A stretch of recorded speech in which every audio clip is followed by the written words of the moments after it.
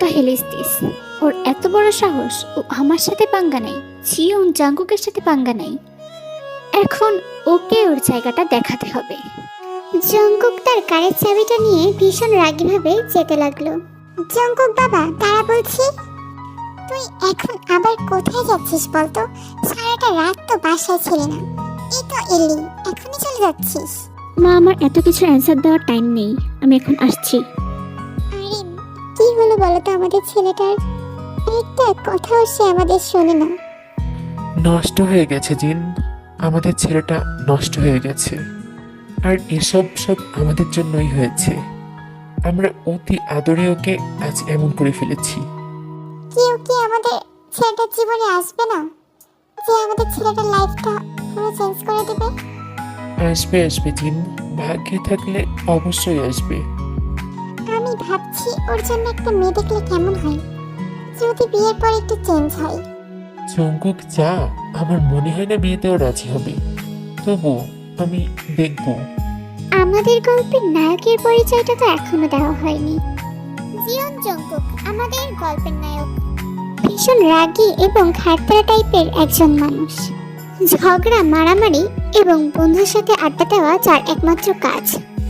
অন্য পাশে আমাদের নায়িকা হচ্ছে কিমতে, মধ্যবিত্ত ফ্যামিলির খুবই নম্র, ভদ্র এবং শান্ত স্বভাবের একটি মেয়ে। তে তার বাবা জিহুপ এবং ছোট ভাই সোবিনকে নিয়ে থাকে। বেশ কয়েক বছর আগেই তের মা মারা গিয়েছেন। তে খুবই ধার্মিক স্বভাবের মেয়ে। এখন চলো আমরা গল্পে ফিরে যাই। তে আর সোবিন একই স্কুলেই পড়াশোনা করত। সোবিন আর তে ছুটির পরে গেট দিয়ে বাইরে বের হচ্ছিল। তখন দেখতে পায় গেটের সামনে অনেক ভিড় জমেছে। কিছু সময় সেখানে দাঁড়িয়ে থেকে বুঝতে পারে যে সেখানে মারামারি লেগেছে। ওই আপু দাঁড়া না, মারামারিটা দেখে যাই। আমার না মারামারি দেখতে হেব্বি লাগে। না সোবিন, এসবের মধ্যে থাকার কোনো প্রয়োজন নেই। তেরা সাইড দিয়ে হেঁটে হেঁটে যেতে লাগে। তখন ওরা মারামারি করার সময় একটা হকি স্টিক ছুঁড়ে মারে আর সেটা তের গায়ে এসে লাগে।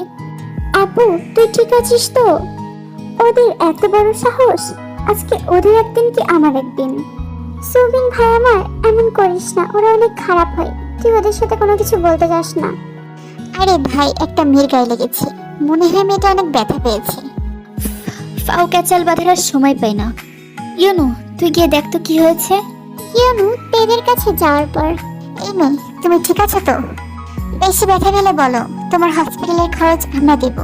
এই যে মিস্টার, তোমরা একে তো আমার আপুকে ব্যথা দিয়েছো, এরপর তোমরা একটা সরি বলারও প্রয়োজন বোধ করছো না, না? আর টাকা দেখাচ্ছ না, আমাদের দেখে কি ফকির মনে হয় তোমার? আমার আপু তোমাদের জন্য ব্যথা পেয়েছে, ওকে সরি বলো আগে।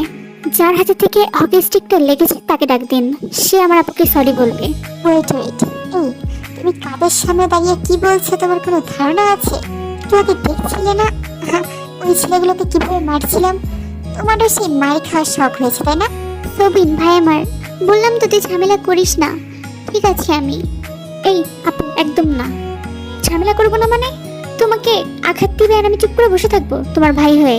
ভাই এটা তো একটা অ্যাক্সিডেন্ট ছিল, থাক না, তুই চল। জাঙ্কুককে ডাকতে হচ্ছে এখানে।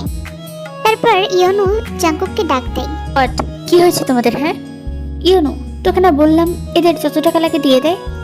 এসব ফাও ক্যাচাল করার সময় নাই আমার। মিস্টার, এতক্ষণ অনেক কিছু সহ্য করেছি, চুপ ছিলাম, কিছুই বলিনি।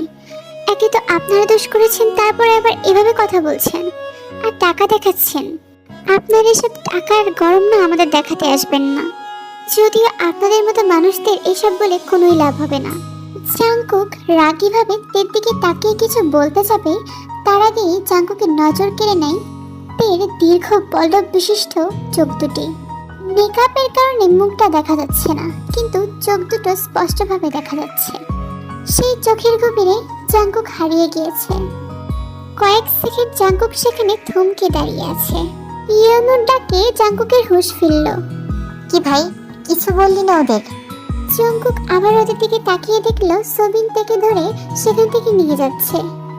আইস, মেয়েটা অনেক বেশি ব্যথা পেয়েছে, আমাদের উচিত ছিল ওদের সরি বলা। Wait, what? তুই জাঙ্কুক নাকি অন্য কেউ? মানে তুই এই কথা বলছিস যে জাঙ্কুক তুমি কোনোদিনও কাউকে সরি বলেনি? ওই কেসটা কি বলতো? তুই আবার মেয়েটার প্রেমে টেমে পড়লি নাকি? কিন্তু প্রেমে বা পড়বি কিভাবে? মেয়েটার তো মুখই দেখতে পেলি না।